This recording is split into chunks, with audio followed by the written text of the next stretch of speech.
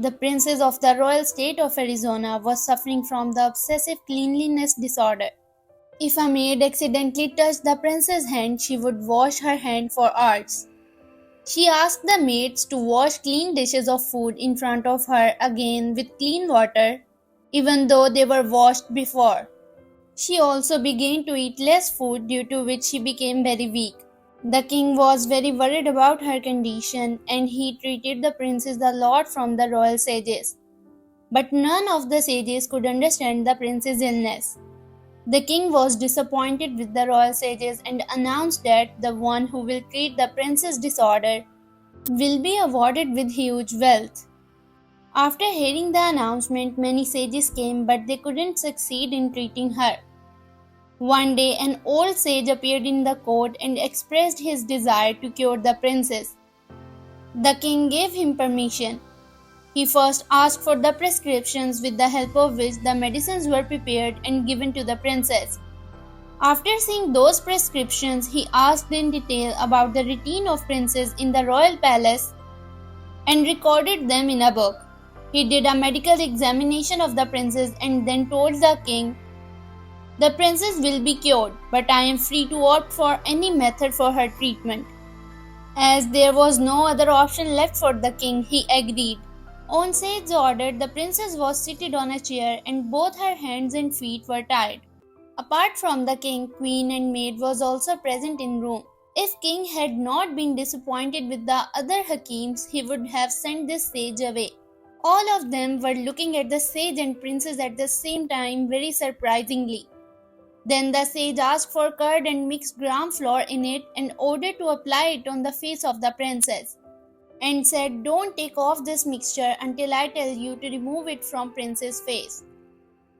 As soon as this mixture was applied on the face of the princess, she started screaming and crying.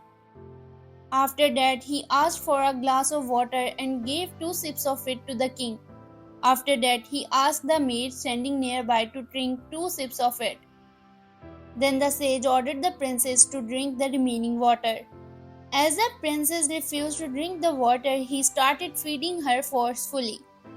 She refused many times and kept shaking her head, but even after trying her best to not drink the water, at last she had to drink a little. As soon as she drank the water, the princess started shouting, "I have drink a dirty water, now I will die and no one could save me." After saying this for many times, the princess fainted. Now sage ordered the maid to untie the robes of the princess and bring her to the room. He said until the princess wake up herself, no one should disturb her. When the princess woke up from her sleep, she was surprised to feel that she was healthy. Now sage started giving the princess different medicines every day so that her strength would be restored. 2 weeks passed and now the princess has recovered completely. The king and queen were very surprised to see their daughter healthy. When asked by the king, the sage said princess didn't have any physical illness, but she has a thought in her mind that she will fall ill if she shows any carelessness for her hygiene. Just because of this thought, she was suffering from mental confusion. I explained to the princess that cleanliness is a good thing, but excessive sophistication is harmful. I also gave such medicines to the princess which makes her hungry and she cannot resist eating food. Now the princess has become mentally healthy and doesn't wash her hands after touching someone else.